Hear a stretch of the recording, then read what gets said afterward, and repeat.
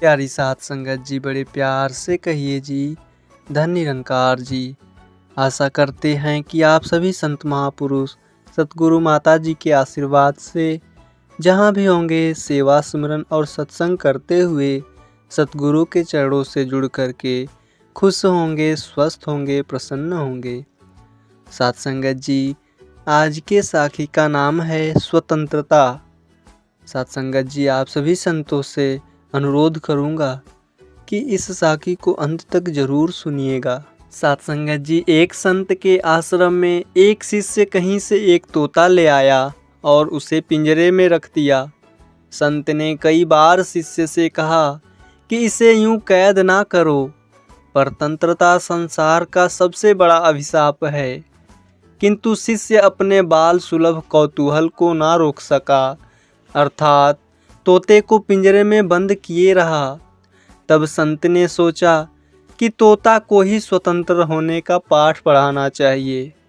उन्होंने पिंजरा अपनी कुटी में मंगवा लिया और तोते को नित्य सिखाने लगा, पिंजरा छोड़ दो, उड़ जाओ। साध संगत जी, आराम से दिन बीतने लगे। प्रतिदिन अमरूद मिर्च बैठे बिठाए खाने को मिलने लगे और साथ ही साथ कुछ दिन में तोते को भी वाक्य भली भांति रट गया। तब एक दिन सफाई करते समय शिष्य से भूल से पिंजरा खुला रह गया। संत जब कुटी में आए तो देखे कि तोता बाहर निकल आया है और बड़े आराम से घूम रहा है। साथ ही ऊंचे ऊंचे स्वर में कह भी रहा है, पिंजरा छोड़ दो, उड़ जाओ। संत को आता देख वह पुनः पिंजरे के अंदर चला गया। अपना पाठ जोर जोर से दोहराने लगा। संत को यह देखकर बहुत ही आश्चर्य हुआ, साथ ही साथ दुख भी हुआ। वे सोचते रहे कि इसने केवल शब्द को ही याद किया है।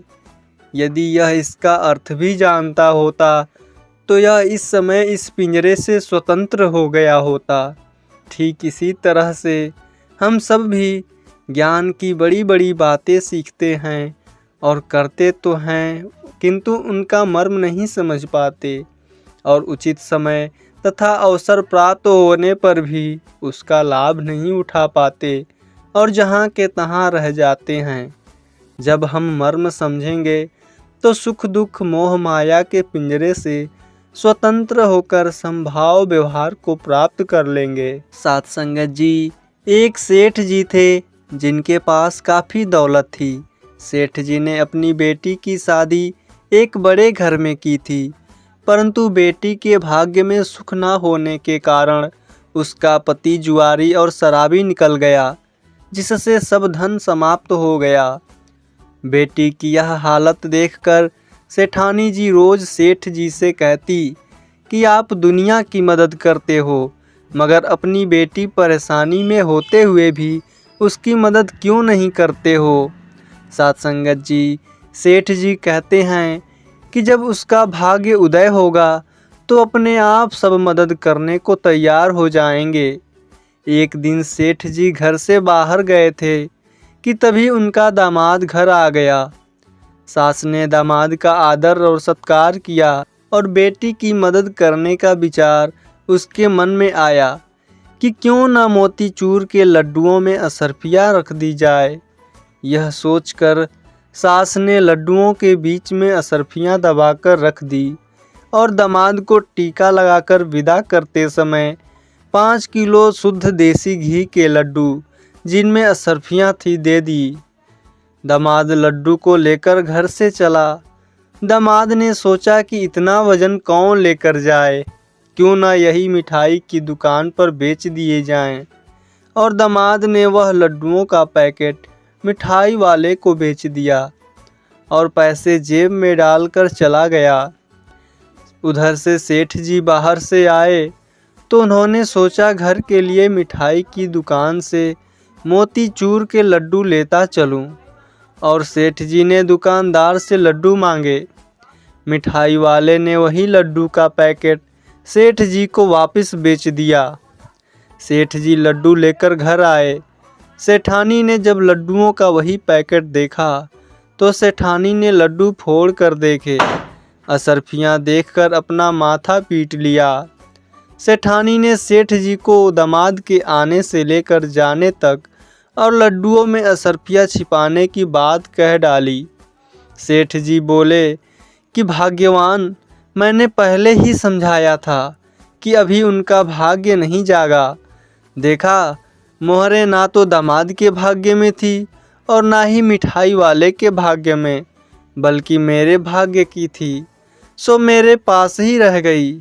इसीलिए कहते हैं कि भाग्य से ज़्यादा और समय से पहले ना किसी को कुछ मिला है और ना मिलेगा।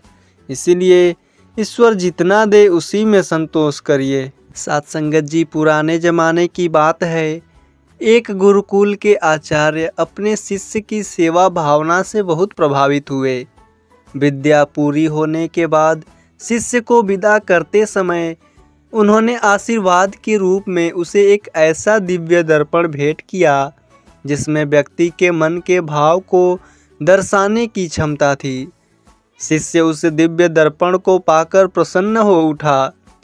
उसने परीक्षा लेने की जल्दीबाजी में दर्पण का मुंह सबसे पहले गुरु जी के सामने कर दिया। वह यह देखकर आश्चर्यचकित हो गया कि गुरु जी के हृदय में मोह, अहंकार, क्रोध आदि दुर्गुण परिलक्षित हो रहे हैं। इससे उसे बड़ा दुख हुआ। वह तो अपने गुरु जी को समस्त दुर्गुणों से रहित सत्पुरुष समझता था। सत्संगत जी, दर्पण लेकर वह गुरुकुल से रवाना हो गया। उसने अपने कई मित्रों तथा अन्य परिचितों के सामने उस दर्पण को रखकर परीक्षा ली। सबके हृदय में कोई न कोई दुर्गुण अवश्य दिखाई दिया। और तो और अपने माता व पिता की भी वह दर्पण से परीक्षा करने से नहीं चुका। उसके हृदय में भी कोई न कोई दुर्गुण देखा तो वह हतप्रभ हो उठा। एक दिन वह दर्पण लेकर फिर गुरुकुल पहुंचा। उसने गुरु जी से विनम्रतापूर्वक कहा, गुरुदेव, मैंने आपके दिए दर्पण की मदद से देखा कि सबके दिलों में अनेकों प्रकार के दोष हैं। तब गुरु जी ने दर्पण का मुख शिष्य की ओर कर दिया। शिष्य दंग रह गया, क्योंकि उसके मन के प्रत्येक कोने में राग, द्वेष, अहंकार और क्रोध जैसे दुर्गुण विद्यमान थे।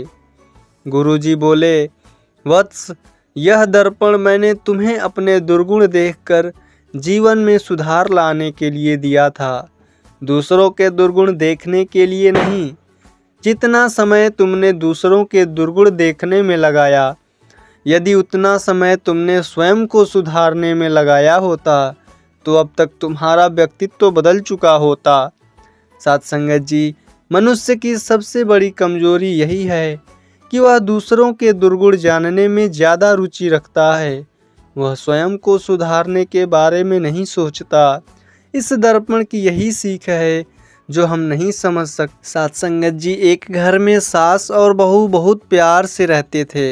एक बार एक मेहमान से सास बात कर रही थी, जिसे बहू ने सुन लिया। सास कह रही थी, बेटी शक्कर की तरह होती है और बहू नमक के समान। बस उस दिन से बहू उदास रहने लगी। सास ने बहू में हुए बदलाव को महसूस किया और कारण पूछा। बहू ने जब कारण बताया तो सास ने मुस्कुराकर उसे कहा कि बहू, मेरी कही बात तुम ठीक से समझी नहीं। मेरे कहने का मतलब ये है कि बेटी शक्कर की तरह होती है जो हर हाल में मीठी लगती है, जबकि बहू नमक के समान होती है जिसका कर्ज नहीं चुकाया जा सकता और जिसके बिना हर चीज़ का स्वाद बेस्वाद हो जाता है। सत्संगत जी, महात्मा बुद्ध के समय की बात है। उन दिनों मृत्यु के बाद आत्मा को स्वर्ग में प्रवेश कराने के लिए कुछ विशेष कर्मकांड कराए जाते थे। होता ये था कि एक घड़े में कुछ छोटे छोटे पत्थर डाल दिए जाते और पूजा हवन इत्यादि करने के बाद उस पर किसी धातु से चोट की जाती थी। अगर घड़ा फूट जाता और पत्थर निकल जाते तो उसे इस बात का संकेत समझा जाता था कि आत्मा अपने पाप से मुक्त हो गई है और उसे स्वर्ग में स्थान मिल गया है। चूँकि घड़ा मिट्टी का होता था, इसीलिए इस प्रक्रिया में हमेशा ही घड़ा फूट जाता और आत्मा स्वर्ग को प्राप्त हो जाती। और ऐसा कराने के बदले में पंडित खूब दान दक्षिणा लेते थे। अपने पिता के मृत्यु के बाद एक युवक ने सोचा, क्यों न आत्मा शुद्धि के लिए महात्मा बुद्ध की मदद ली जाए। वे अवश्य ही आत्मा को स्वर्ग दिलाने का कोई और बेहतर और अच्छा निश्चित रास्ता जानते होंगे। सत्संगत जी, इसी सोच के साथ वो महात्मा बुद्ध के समक्ष पहुँचे। हे महात्मन, मेरे पिताजी अब दुनिया में नहीं रहे। कृपया आप कोई ऐसा उपाय बताएं कि यह सुनिश्चित हो सके कि उनकी आत्मा को स्वर्ग में स्थान मिले हैं। बुद्ध बोले, ठीक है, जैसा मैं कहता हूँ वैसा करना। तुम उन पंडितों से 2 घड़े लेकर आना, एक में पत्थर और दूसरे में घी भर देना। दोनों घड़ों को नदी पर लेकर जाना और उन्हें इतना डुबोना कि बस उनका ऊपरी भाग ही दिखे। उसके बाद पंडितों ने जो मंत्र तुम्हें सिखाए हैं उन्हें ज़ोर ज़ोर से बोलना और अंत में धातु से बनी हथौड़े से उन पर नीचे से चोट करना।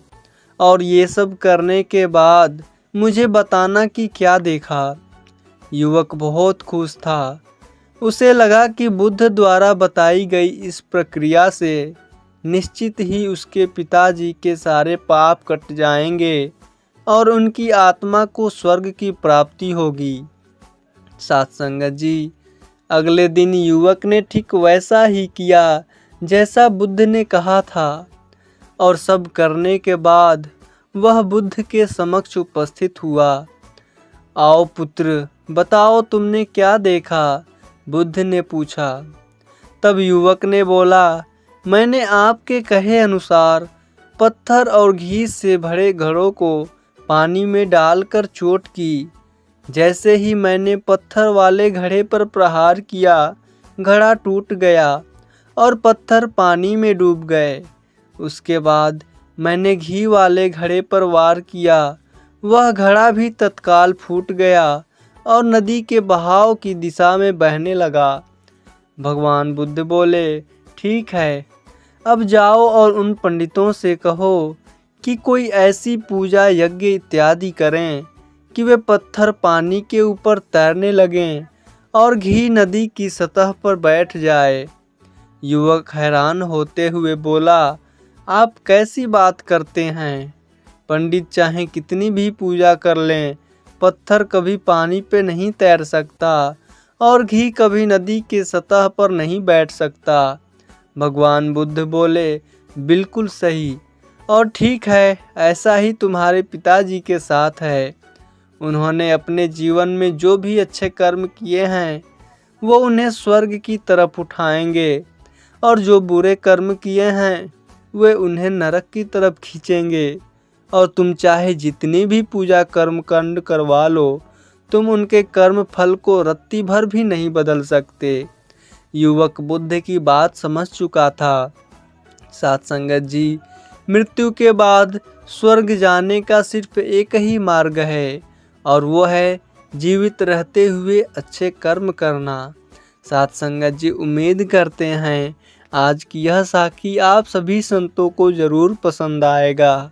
अगर साखी पसंद आए तो कृपया लाइक, शेयर और सब्सक्राइब करना ना भूलिए।